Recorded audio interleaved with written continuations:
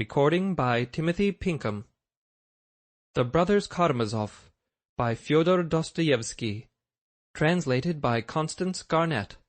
Book 5, Chapter 7. It's always worthwhile speaking to a clever man. And in the same nervous frenzy, too, he spoke. Meeting Fyodor Pavlovitch in the drawing-room directly he went in, he shouted to him, waving his hands, "I am going upstairs to my room, not into you. Good-bye," and passed by, trying not even to look at his father. Very possibly the old man was too hateful to him at that moment, but such an unceremonious display of hostility was a surprise even to Fyodor Pavlovitch. And the old man evidently wanted to tell him something at once, and had come to meet him in the drawing-room on purpose. Receiving this amiable greeting, he stood still in silence, and with an ironical air watched his son going upstairs till he passed out of sight. "What's the matter with him?" he promptly asked Smerdyakov, who had followed Ivan. "Angry about something, who can tell?" the valet muttered evasively. "Confound him! Let him be angry then. Bring in the samovar and get along with you. Look sharp. No news?" Then followed a series of questions such as Smerdyakov had just complained of to Ivan, all relating to his expected visitor, and these questions we will omit. Half an hour later the house was locked, and the crazy old man was wandering along through the rooms in excited expectation of hearing every minute the 5 knocks agreed upon. Now and then he peered out into the darkness, seeing nothing. It was very late, but Ivan was still awake and reflecting. He sat up late that night till 2 o'clock. But we will not give an account of his thoughts, and this is not the place to look into that soul. Its turn will come. And even if one tried, it would be very hard to give an account of them, for there were no thoughts in his brain, but something very vague, and, above all, intense excitement. He felt himself that he had lost his bearings. He was fretted, too, by all sorts of strange and almost surprising desires. For instance, after midnight he suddenly had an intense, irresistible inclination to go down, open the door, go to the lodge, and beat Smerdyakov. But if he had been asked why, he could not have given any exact reason, except perhaps that he loathed the valet as one who had insulted him more gravely than anyone in the world. On the other hand, he was more than once that night overcome by a sort of inexplicable, humiliating terror, which he felt positively paralyzed his physical powers. His head ached, and he was giddy. A feeling of hatred was rankling in his heart, as though he meant to avenge himself on someone. He even hated Alyosha, recalling the conversation he had just had with him. At moments he hated himself intensely. Of Katerina Ivanovna he almost forgot to think, and wondered greatly at this afterwards, especially as he remembered perfectly that when he had protested so valiantly to Katerina Ivanovna that he would go away next day to Moscow, something had whispered in his heart, "That's nonsense. You are not going, and it won't be so easy to tear yourself away as you are boasting now." Remembering that night long afterwards, Ivan recalled with peculiar repulsion how he had suddenly got up from the sofa, and had stealthily, as though he were afraid of being watched, opened the door, gone out on the staircase, and listened to Fyodor Pavlovitch stirring down below. Had listened a long while, some 5 minutes, with a sort of strange curiosity, holding his breath while his heart throbbed. And why he had done all this, why he was listening, he could not have said. That action all his life afterwards he called infamous, and at the bottom of his heart he thought of it as the basest action of his life. For Fyodor Pavlovitch himself he felt no hatred at that moment, but was simply intensely curious to know how he was walking down there below, and what he must be doing now. He wondered and imagined how he must be peeping out of the dark windows and stopping in the middle of the room, listening, for someone to knock. Ivan went out on the stairs twice to listen like this. About 2 o'clock, when everything was quiet, and even Fyodor Pavlovitch had gone to bed, Ivan had got into bed, firmly resolved to fall asleep at once, as he felt fearfully exhausted. And he did fall asleep at once, and slept soundly without dreams, but waked early at 7 o'clock, when it was broad daylight. Opening his eyes, he was surprised to feel himself extraordinarily vigorous. He jumped up at once, and dressed quickly, then dragged out his trunk and began packing immediately. His linen had come back from the laundress that previous morning. Ivan positively smiled at the thought that everything was helping his sudden departure. And his departure certainly was sudden. Though Ivan had said the day before, to Katerina Ivanovna, Alyosha, and Smerdyakov, that he was leaving next day, yet he remembered that he had no thought of departure when he went to bed, or at least had not dreamed that his first act in the morning would be to pack his trunk. At last his trunk and bag were ready. It was about 9 o'clock when Marfa Ignatyevna came in with her usual inquiry. "Where will your honour take your tea, in your own room or downstairs?" He looked almost cheerful, but there was about him, about his words and gestures, something hurried and scattered. Greeting his father affably, and even inquiring specially after his health, though he did not wait to hear his answer to the end, he announced that he was starting off in an hour to return to Moscow for good, and begged him to send for the horses. His father heard this announcement with no sign of surprise, and forgot in an unmannerly way to show regret at losing him. Instead of doing so, he flew into a great flutter at the recollection of some important business of his own.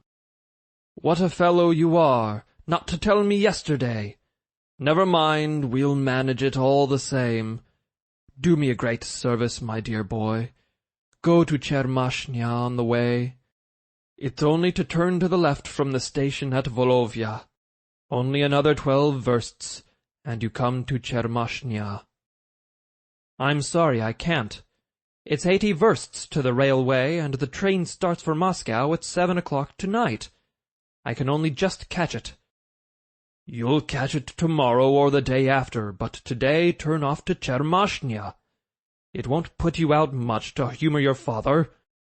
If I hadn't had something to keep me here, I would have run over myself long ago, for I've some business there in a hurry. But here It's not the time for me to go now. You see, I've 2 pieces of copse land there. The Maslovs, an old merchant and his son, will give 8,000 for the timber. But last year I just missed a purchaser who would have given 12. There's no getting anyone about here to buy it. The Maslovs have it all their own way. One has to take what they'll give, for no one here dare bid against them.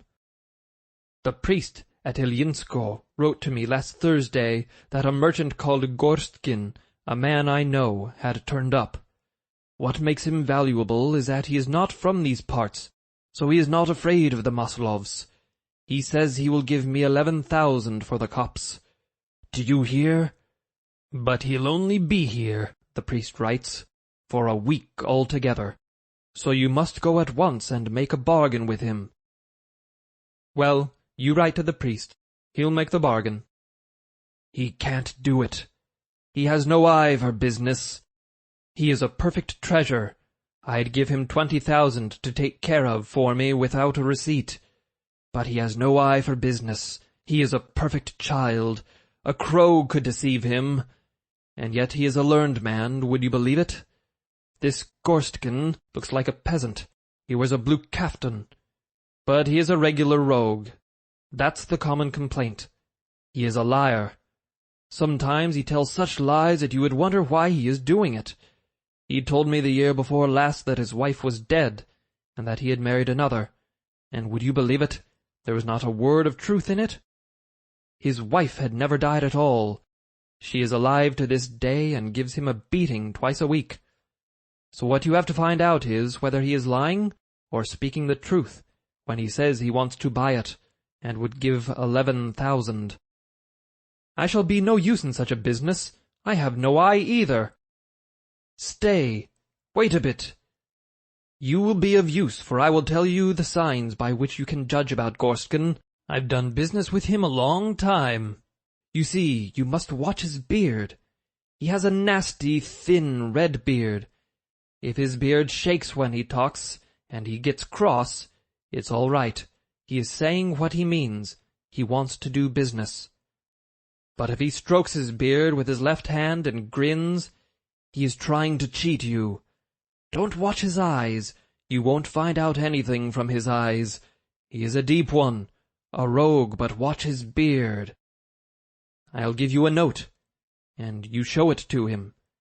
He's called Gorstkin, though his real name is Lyagavy. Translator's note: setter dog. But don't call him so. He will be offended. If you come to an understanding with him, and see it's all right, write here at once. You need only write, he's not lying. Stand out for 11,000. 1,000 you can knock off, but not more. Just think.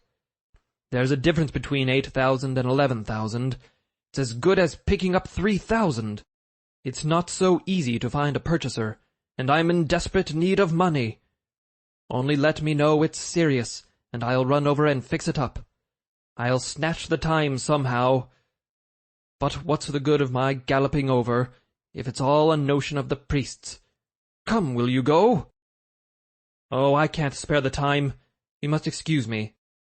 Come, you might oblige your father. I shan't forget it. You've no heart. Any of you, that's what it is. What's a day or two to you? Where are you going now, to Venice? Your Venice will keep another 2 days. I would have sent Alyosha, but what use is Alyosha in a thing like that?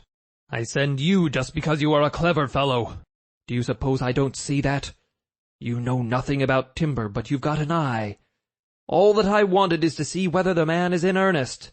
I tell you, watch his beard. If his beard shakes, you know he is in earnest.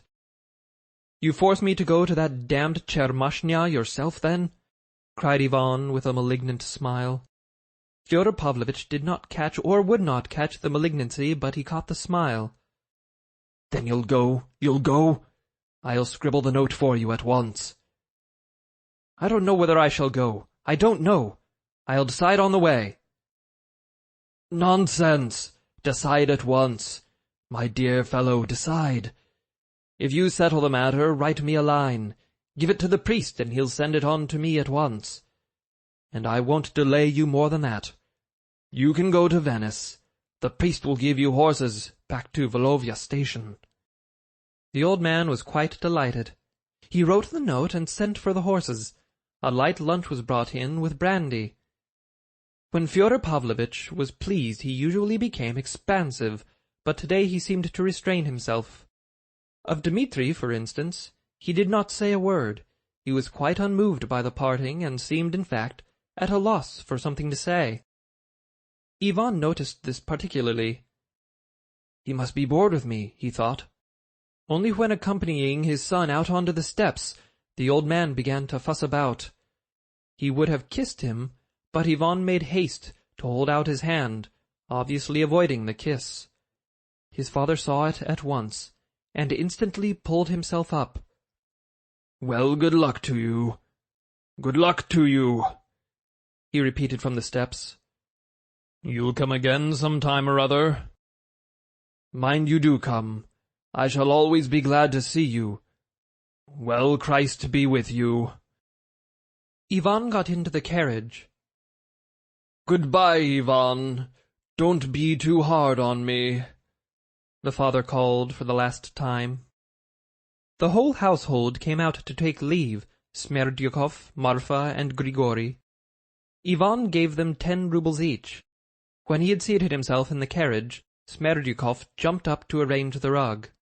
"You see, I am going to Chermashnya," broke suddenly from Ivan. Again, as the day before, the words seemed to drop of themselves, and he laughed, too, a peculiar, nervous laugh. He remembered it long after. "It's a true saying, then, that it's always worth while speaking to a clever man," answered Smerdyakov firmly, looking significantly at Ivan. The carriage rolled away. Nothing was clear in Ivan's soul, but he looked eagerly around him at the fields, at the hills, at the trees, at a flock of geese flying high overhead in the bright sky. And all of a sudden he felt very happy. He tried to talk to the driver, and he felt intensely interested in an answer the peasant made him. But a minute later he realized that he was not catching anything, and that he had not really even taken in the peasant's answer. He was silent, and it was pleasant even so. The air was pure and cool, sky bright. The images of Alyosha and Katerina Ivanovna floated into his mind. But he softly smiled, blew softly on the friendly phantoms, and they flew away. There's plenty of time for them, he thought. They reached the station quickly, changed horses, and galloped to Volovya. Why is it worth while speaking to a clever man? What did he mean by that? The thought seemed suddenly to clutch at his breathing. And why did I tell him I was going to Chermashnya? They reached Volovya station. Ivan got out of the carriage, and the driver stood round him bargaining over the journey of 12 versts to Chermashnya. He told them to harness the horses. He went into the station-house, looked round, glanced at the overseer's wife, and suddenly went back to the entrance. I won't go to Chermashnya. Am I too late to reach the railway by 7, brothers? We shall just do it. Shall we get the carriage out? At once. Will any one of you be going to the town tomorrow? To be sure. Mitri here will. Can you do me a service, Mitri? Go to my father's, to Fyodor Pavlovitch Karamazov, and tell him I haven't gone to Chermashnya. Can you? Of course I can. I've known Fyodor Pavlovitch a long time. And here's something for you, for I dare say he won't give you anything, said Ivan, laughing gaily. You may depend on it he won't. Mitri laughed too. Thank you, sir. I'll be sure to do it. At 7 o'clock Ivan got into the train and set off to Moscow. Away with the past. I've done with the old world forever, and may I have no news, no echo from it. To a new life, new places, and no looking back. But instead of delight, his soul was filled with such gloom, and his heart ached with such anguish as he had never known in his life before. He was thinking all the night. The train flew on, and only at daybreak, when he was approaching Moscow, he suddenly roused himself from his meditation. I am a scoundrel, he whispered to himself. Fyodor Pavlovitch remained well satisfied at having seen his son off. For 2 hours afterwards he felt almost happy, and sat drinking brandy. But suddenly something happened which was very annoying and unpleasant for everyone in the house, and completely upset Fyodor Pavlovitch's equanimity at once. Smerdyakov went to the cellar for something and fell down from the top of the steps. Fortunately, Marfa Ignatyevna was in the yard and heard him in time. She did not see the fall, but heard his scream, the strange peculiar scream, long familiar to her, the scream of the epileptic falling in a fit. They could not tell whether the fit had come on him at the moment he was descending the steps, so that he must have fallen unconscious, or whether it was the fall and the shock that had caused the fit in Smerdyakov, who was known to be liable to them. They found him at the bottom of the cellar steps, writhing in convulsions and foaming at the mouth. It was thought at first that he must have broken something, an arm or a leg, and hurt himself. But God had preserved him, as Marfa Ignatyevna expressed it. Nothing of the kind had happened. But it was difficult to get him out of the cellar. They asked the neighbors to help, and managed it somehow. Fyodor Pavlovitch himself was present at the whole ceremony. He helped, evidently alarmed and upset. The sick man did not regain consciousness. The convulsions ceased for a time, but then began again, and everyone concluded that the same thing would happen as had happened a year before, when he accidentally fell from the garret. They remembered that ice had been put on his head then. There was still ice in the cellar, and Marfa Ignatyevna had some brought up. In the evening, Fyodor Pavlovitch sent for Dr. Herzenstube, who arrived at once. He was a most estimable old man, and the most careful and conscientious doctor in the province. After careful examination, he concluded that the fit was a very violent one, and might have serious consequences. That meanwhile he, Herzenstube, did not fully understand it, but that by tomorrow morning, if the present remedies were unavailing, he would venture to try something else. The invalid was taken to the lodge, to a room next to Grigori's and Marfa Ignatyevna's. Then Fyodor Pavlovitch had one misfortune after another to put up with that day. Marfa Ignatyevna cooked the dinner, and the soup, compared with Smerdykov's, was no better than dish-water, and the fowl was so dried up that it was impossible to masticate it. To her master's bitter, though deserved, reproaches, Marfa Ignatyevna replied that the fowl was a very old one to begin with, and that she had never been trained as a cook. In the evening there was another trouble in store for Fyodor Pavlovitch. He was informed that Grigori, who had not been well for the last 3 days, was completely laid up by his lumbago. Fyodor Pavlovitch finished his tea as early as possible and locked himself up alone in the house. He was in terrible excitement and suspense. That evening he reckoned on Grushenka's coming almost as a certainty. He had received from Smerdykov that morning an assurance that she had promised to come without fail. The incorrigible old man's heart throbbed with excitement.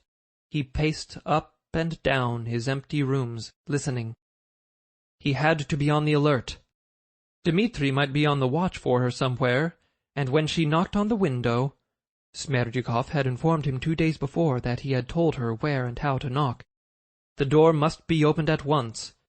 She must not be a second in the passage, for fear which God forbid, that she should be frightened and run away.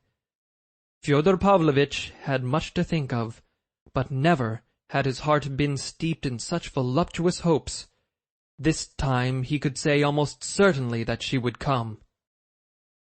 End of Book 5. Recording by Timothy Pinkham. Timothy Pinkham.com, La Palma, California. May 2009.